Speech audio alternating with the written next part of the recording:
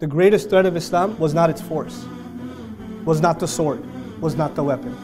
The greatest threat of Islam was the power of its ideas and how it challenged injustice head on and how it questioned the integrity of other philosophies, other ideas. How can you think like that? How can you act like that? How can you judge like that? أَمْ لَكُمْ كِتَابٌ فِيهِ تَدْرُسُونَ أَفَلَا تَعْقِلُونَ. Why don't you think? How do you make your decisions? This was the reason. This is a religion of أَدْعُو إِلَى اللَّهِ عَلَى بَصِيرًا. I call to Allah with eyes open, a religion of thought. We are no longer a thoughtful people, so Islam is no longer what we think the threat of Islam in the West. The threat of Islam is its militancy. The militancy is nothing. This is nothing. The real threat to the Quraysh were rattled, not at Badr, but back in Makkah. They were shaken up just by the ayat. The word of Allah was enough.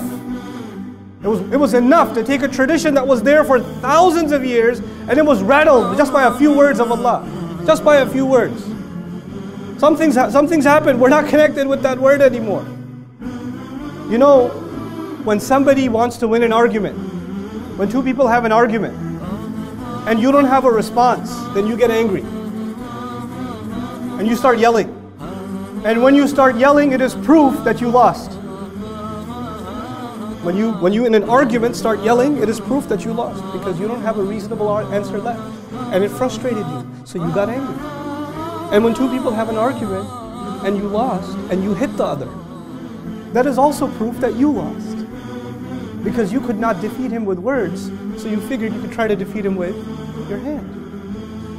This is actually indication that you're not strong enough in what you have to say. My argument to you is, our deen, Allah has given us words, there are no stronger words. There is no stronger message. We don't have to resort to anything else. And when we do, it is as though we are admitting that this isn't strong enough. But it is. We're not strong enough because we're not connected to this word enough.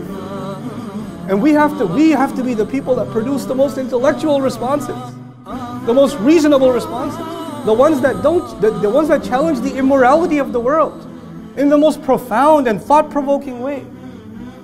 We're the ones that are supposed to engage in the most deep conversation with the agnostic, with the atheist, with the Christian, with all of them. With all of them. Their accusation against religion, you know what it is? It's been there for centuries in Europe now and now all over the world. Religious people are closed-minded. Religious people are fanatical. Religious people are intolerant. Religious people cannot take criticism. Religious people are not open to conversation.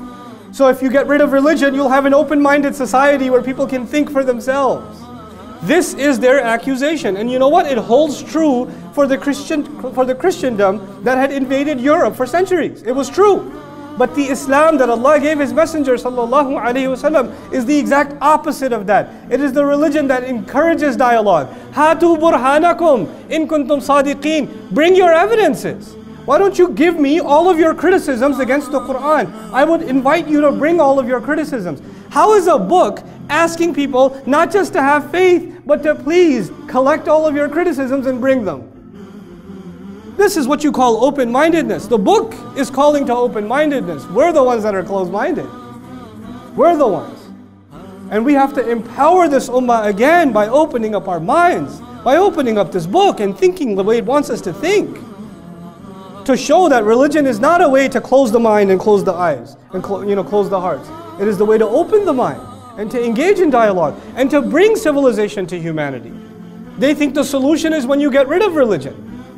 And we're saying the solution is when you bring the true religion. Yes, false religion will bring oppression. False religion will bring oppression. But when you bring the deen of Allah, it's a thing of beauty. If we don't show them that, who will? That's why Allah put you and me on this earth. To be members of this ummah is an honor. It's not a small thing. We are carrying collectively 1/5 of the ummah's population on our shoulders. The burden that was placed on the shoulders of Rasulullah sallallahu alaihi wasallam. That is what you and I carry every single day, whether we admit it or not. And when we don't do something about that burden, and we don't show humanity what it is, we're in trouble. Not just with the authorities or with the media, we're in trouble with Allah. I pray that Allah Azza wa Jal makes us a people of Quran once again. That teaches us not just, that we learn to think the way Allah wants us to think. And that we are able to represent in our character, in our communities, in our business dealings, in our personal lives, in our speech, in our demeanor, we're able to depict what makes this deen so perfect, what makes it so beautiful. May Allah Azza wa Jal shine the light of this guidance into all of our hearts and keep it strong and make it stronger and stronger. And may Allah make the generation of young people real leaders for this community that are going to bring an age of light out of this age of darkness. Barakallahu li wa lakum fil Qur'an al-Hakim wa nafa'ani wa iyyakum bil ayati wa dhikr al-Hakim. أنتم اليوم نجوما في السماء أنتم اليوم نجوما في السماء